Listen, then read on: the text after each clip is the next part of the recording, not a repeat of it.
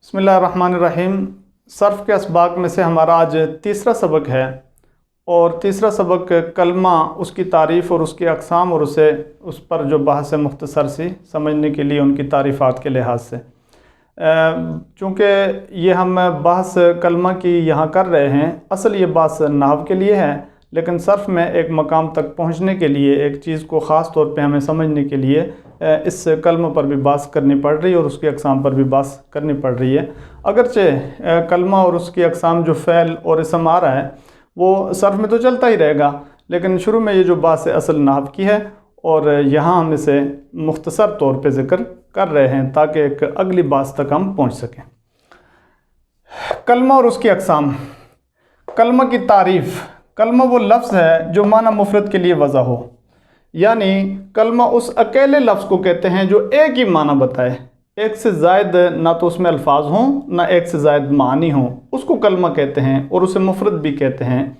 ये एक बुनियादी कलमा एक की तारीफ़ बन जाती है। कलमा वो लफ्ज़ है जो माना मुफ़रद के लिए वज़ा हो। कलमा की 3 अक़साम हैं, इसम, फ़ैल और हर्फ। तीसरे नंबर पे हर्फ। इसम पे आ जाए। इसम की तारीफ़। इसम वो कलमा है जिसका माना दूसरे कलमे के मिलाए बग़ैर मालूम हो जाए, यानी इसम वो कलमा है कि जिसका माना दूसरा किसी कलमे के मिलाए बग़ैर ही मालूम हो जाए, दूसरा कोई कलमा उसके लिए उसको समझने के लिए मिलाने की ज़रूरत ही ना पड़े। जब वो हम लफ्ज़ बोलें, कलमा बोलें तो उसका माना समझ में आ जाए, तो उसे इसम कहते हैं। और दूसरी बात इसमें यह है कि उसमें कोई ज़माना ना पाया जाए। 3 ज़माने होते हैं, तीनों ज़मानों में से कोई ज़माना ना पाया जाए, ये इसम की तारीफ़ में ये बात आ जाती है। और आम तौर पे हम अगर इसे समझना चाहें तो इसम नाम को कहते हैं, किसी भी चीज़ का नाम ये इसम कहलाता है। मसलन हम लिखते हैं यहाँ मस्जिद, ये एक नाम है, ये इसम है। रजुल, मर्द को कहते हैं, ये एक इसम है।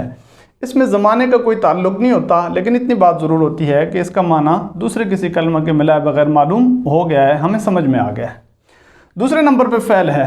फ़ैल वो कलमा है जिसका माना दूसरे कलमे के मिलाए बगैर मालूम हो जाए और ज़माना भी पाया जाए। ये इसम और फ़ैल के अंदर एक मुख्तलिफ सा थोड़ा सा फ़र्क है कि वहाँ ज़माना नहीं पाया जाता, फ़ैल में ज़माना पाया जाता है। जब हम फ़ैल पर खुल कर बात करेंगे सर्फ़ में आगे जाके, तो वहाँ बताया जाएगा कौन से फ़ैल में कौन सा ज़माना पाया जाता है, वो ज़माना हम वहाँ पे उस पर पूरी बहस करेंगे। बहरहाल ये दोनों में फ़र्क है, एक लिहाज से एक है कि दोनों का माना दूसरी किसी चीज़ के मिलाए बगैर मालूम हो जाता है। इसम में ज़माना नहीं पाया जाता, फ़ैल के अंदर ज़माना पाया जाता है। वो ज़माने की बात हम जब फ़ैल पर बात होगी मुकम्मल तो वहाँ कर लेंगे।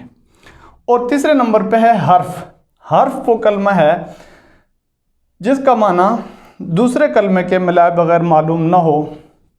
ये दोनों से मुख्तलिफ है कि इसका माना शुरू से ही ऐसा होता है कि दूसरी किसी चीज़ के मिलाए बगैर मालूम नहीं होता। ये दोनों के दरमियान वास्ते के तौर पे इस्तेमाल होता है। मिन हो गया, फ़ी हो गया, इनका माना जब तक हम कोई और इसम और फ़ैल इसके साथ ना मिलाएं मालूम नहीं होता, तो वास्ते के तौर पे इस्तेमाल होता है।